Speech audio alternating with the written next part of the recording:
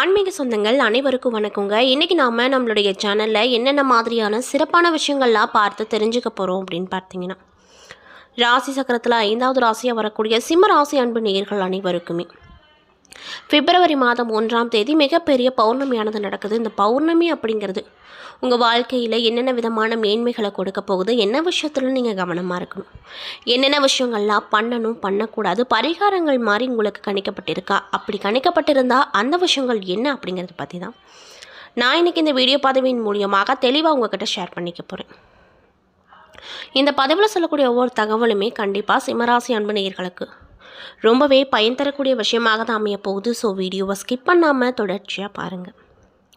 அது மட்டும் இல்லாமல் இது போன்ற ஆன்மீகம் சார்ந்த வீடியோக்களெல்லாம் நீங்கள் முழுசாக பார்க்கணும் அப்படின்னு நினச்சா நம்மளுடைய சேனலை மறக்காமல் சப்ஸ்கிரைப் பண்ணிவிட்டு கீழே இருக்கும் பெல்லைக்கானையும் மறக்காமல் கிளிக் பண்ணுங்கள். அப்போ தான் நம்ம சேனலில் போடுற எல்லா வீடியோவுமே நோட்டிஃபிகேஷனாக உங்கள்கிட்ட உடனுக்குடனே வந்து சேரும். மேலும் உங்கள் ராசி அதிபதி அப்படின்னு சொல்லக்கூடிய சூரிய பகவானை உங்களுக்கு ரொம்ப பிடிக்கும் அப்படின்னா அந்த வீடியோக்கு ஒரு லைக் பண்ணிவிட்டு நம்மளுடைய கமெண்ட் பாக்ஸில் சூரிய பகவானுக்கு போற்றி அப்படின்னு சொல்லிட்டு மறக்காமல் நம்மளுடைய கமெண்ட் பாக்ஸில் 3 முறை பதிவு பண்ணுங்கள். ஸோ இப்போ வாங்க நம்ம வீடியோக்குள்ளே போய் சிம்மராசி அன்பு நேயர்களுக்கு என்ன விதமான விஷயங்கள்லாம் இந்த பௌர்ணமிக்கு பிறகு கிடைக்க போகுது அப்படிங்கிறத பற்றி தெளிவாக பார்த்து தெரிஞ்சுக்கலாம். சிம்ம ராசி அல்லது லக்னத்தில் சார்ந்த நபர்களுக்கு இந்த காலகட்டத்தில் என்ன மாதிரியான விஷயம் நடக்குன்னு பார்த்தீங்கன்னா, பிள்ளைகள் விஷயத்தில் ஆராய்ச்சி செய்து கொண்டே இருப்பதை தவிர்ப்பது நல்லது. வெளியிடம், தொழில், உத்தியோகம், பயணம் சார்ந்த விஷயங்களில் ஏற்றம் கிடைக்கும். தேவையில்லாத இரத்த பந்த உறவுகளால் மன வருத்தமும், உறவினர்களால் தேவையில்லாத சிக்கல்களும் கஷ்டங்களும் ஏற்படுவதற்கான வாய்ப்பு அமைஞ்சிருக்கு. உங்களுடைய துணை பிடித்தவங்க பெற்றோர்களிடம் மனமிட்டு பேசுவது அனுகூலத்தை கண்டிப்பாக உங்களுக்கு ஏற்படுத்தும். இரத்த பந்த உறவுகளோடு அதீத கவனமாக இருப்பது ரொம்ப நல்லது அப்படின்னு உங்களுக்கு வலியுறுத்தப்பட்டிருக்கு. அவர்களோடு எந்த ஒரு வாக்குவாதங்களிலும் ஈடுபட வேண்டாங்க. கடன்களை அடைத்து முடிப்பீங்க. அசையும் மற்றும் அசையா பொருட்கள் சேர்க்கை உண்டாகும். வியாபாரத்தில் அனுகூலங்கள் உண்டாகும் அப்படின்னு சொல்கிறாங்க.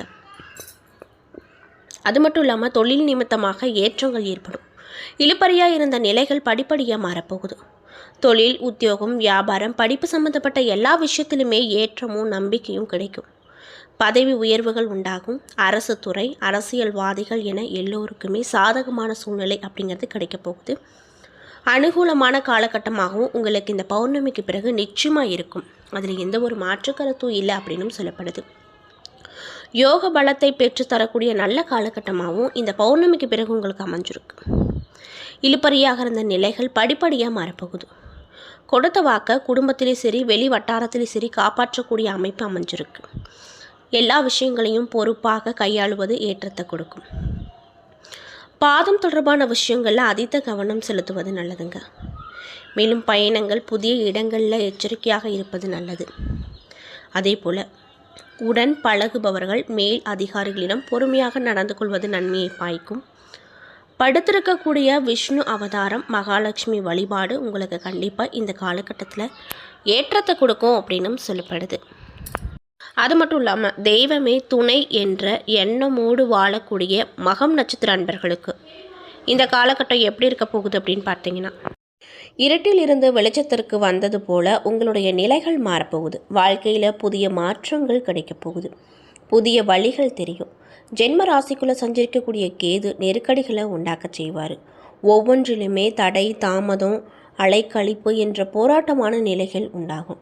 இவற்றையெல்லாம் மீறி சத்ரு ஜெயஸ்தானத்தில் சஞ்சரிக்கக்கூடிய பாக்கியாதிபதி அப்படின்னு சொல்லக்கூடிய செவ்வாய் பெரிய முன்னேற்றத்தை உங்களுக்கு கண்டிப்பாக கொடுப்பாரு. அதனால் பயந்துக்க வேண்டிய அவசியம் இல்லை அப்படின்னு சொல்லப்படுது. எடுத்த காரியம் எல்லாத்துலேயுமே வெற்றி என்ற நிலை வருங்க. உடல்நிலையில் ஏற்பட்ட பாதிப்புகள் நீங்க போகுது. செல்வாக்கு உயரப்போகுது. பூர்வீக சொத்துக்களில் ஏற்பட்ட பிரச்சனைகள் விலக போகுது. வியாபாரிகளுக்கு விற்பனையில் முன்னேற்றம் கிடைக்க போகுது. வேலையில் ஏற்பட்ட சங்கடம் நீங்க போகுது. துறை ரீதியான வழக்குகள் சாதகமாக போகுது. எதிர்ப்புகள் பூர்த்தியாகும். அதாவது எதிர்பார்ப்புகள் பூர்த்தியாகும், எதிர்ப்புகள் மறையும். பொது வாழ்க்கையில் இருக்கக்கூடியவங்களுக்கு புதிய புதிய பொறுப்புகள் அப்படிங்கிறத தேடி வரப்போகுது. சப்தமஸ்தானத்தில் சஞ்சரிக்கக்கூடிய சனியும் ராகுவும் கூட்டணி அமைத்து நெருக்கடிகளை உண்டாக்கினாலுமே புத்திசாலித்தனமாக அந்த விஷயத்துலலாம் வெற்றி பெற்றுவீங்க. லாபஸ்தானத்தில் வக்ரம் அடைந்துள்ள குரு வியாபாரம் தொழிலில் முன்னேற்றத்தை ஏற்படுத்துவார். பணியாட்கள் உங்களுக்கு ஆதரவாகவும் இருப்பாங்க.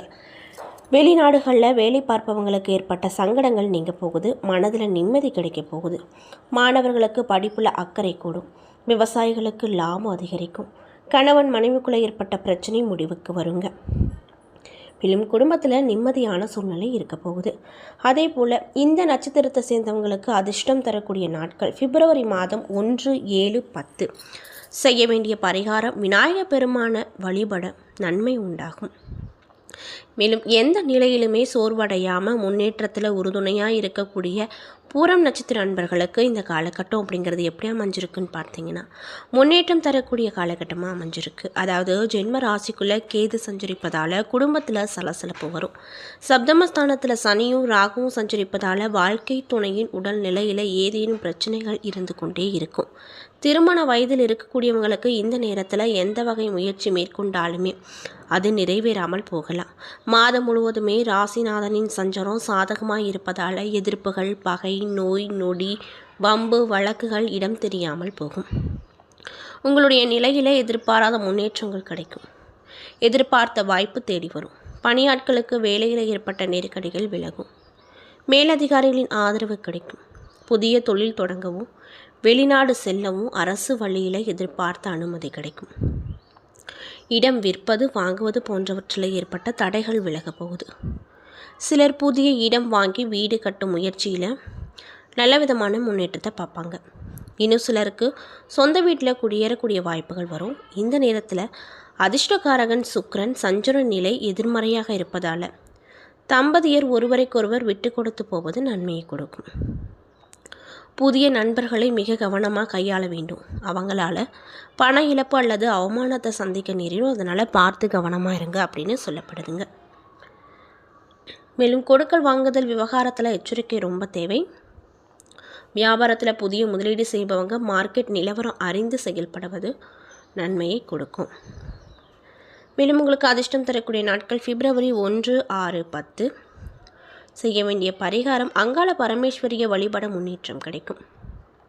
மேலும் உத்திரம் 1ஆம் பாத நட்சத்திர அன்பர்களுக்கு இந்த காலகட்டம் எப்படி இருக்க போகுதுன்னு பார்த்தீங்கன்னா எந்த இடத்திலும் முதன்மை வகிக்கக்கூடிய உங்களுக்கு அதிர்ஷ்டம் தரக்கூடிய காலகட்டமாக இந்த காலகட்டம் இருக்கும்.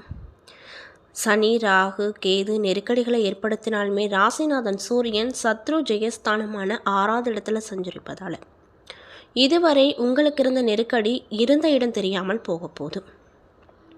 செல்வாக்கு உயரப்போகுது. மன ரீதியாகவும் உடல் ரீதியாகவும் சோர்ந்திருந்த நிலை மாறப்போகுது.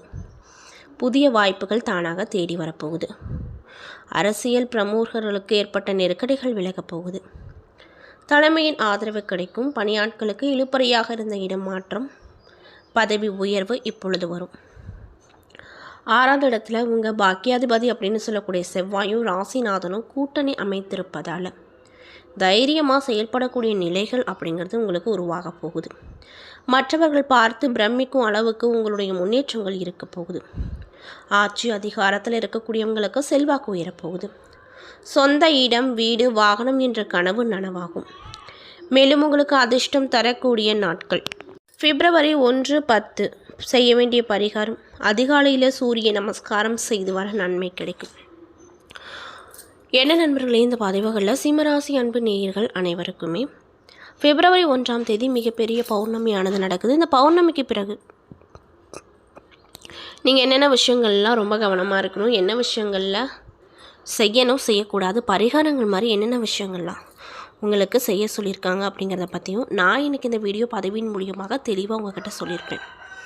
இந்த பதிவில் சொல்லியிருக்கக்கூடிய எல்லா விஷயமும் கண்டிப்பாக உங்களுக்கு பயன் தரக்கூடிய விஷயமாக தான் அமைஞ்சிருக்கும். ஸோ வீடியோ பிடிச்சிருந்தா லைக் பண்ணுங்கள், ஷேர் பண்ணுங்கள். அது மட்டும் இல்லாமல் இது போன்ற ஆன்மீகம் சார்ந்த வீடியோக்களெல்லாம் நீங்கள் முழுசாக பார்க்கணும் அப்படின்னு ஆசைப்பட்டால் நம்ம சேனலை மறக்காமல் சப்ஸ்கிரைப் பண்ணிவிட்டு கீழே இருக்கும் பெல் ஐக்கானையும் மறக்காமல் கிளிக் பண்ணுங்கள். அப்போ தான் நம்ம சேனலில் போடுற எல்லா வீடியோவுமே நோட்டிஃபிகேஷனாக உங்கள்கிட்ட உடனுக்குடனே வந்து சேரும். நன்றி.